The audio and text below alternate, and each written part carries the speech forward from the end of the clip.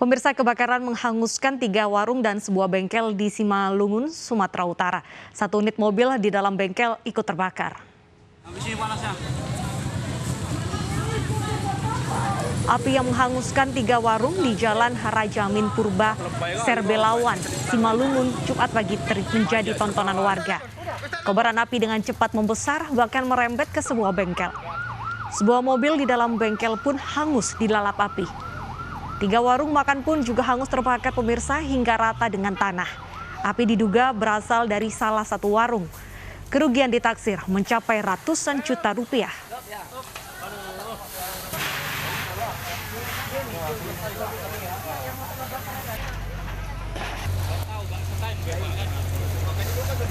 Lengkap dan salahkan, Mbak.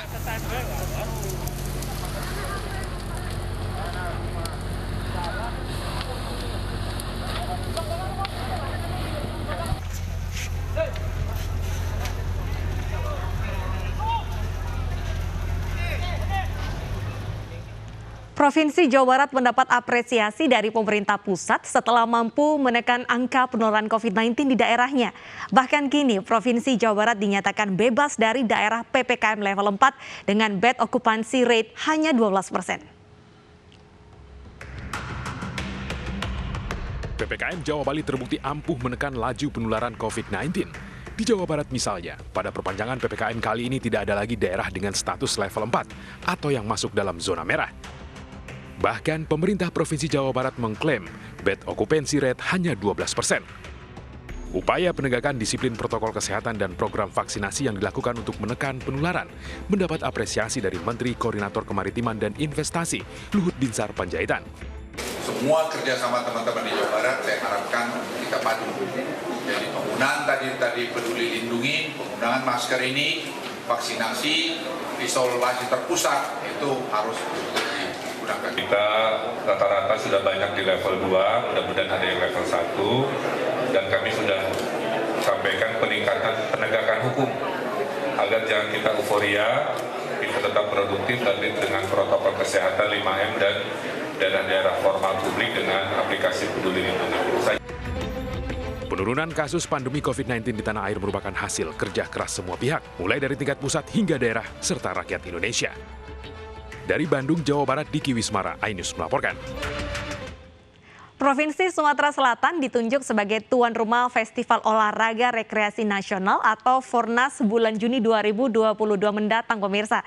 Siap menerima tugas ini, Pemprov berharap Fornas akan bisa membawa dampak positif bagi warga bumi Sriwijaya.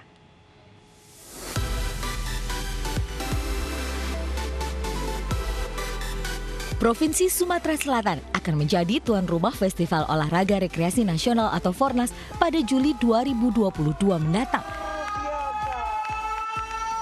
Ada 56 cabang olahraga yang dipertandingkan, mulai dari olahraga tradisional, permainan dan olahraga modern yang bersifat massal seperti tarik tambang, bidar, dan lainnya. Ajang ini diharapkan bisa memberikan dampak ekonomi kepada warga Sumatera Selatan dan tentunya bisa menghibur warga bumi Sriwijaya. Apalagi pesertanya tak hanya dari Indonesia, namun juga mancanegara.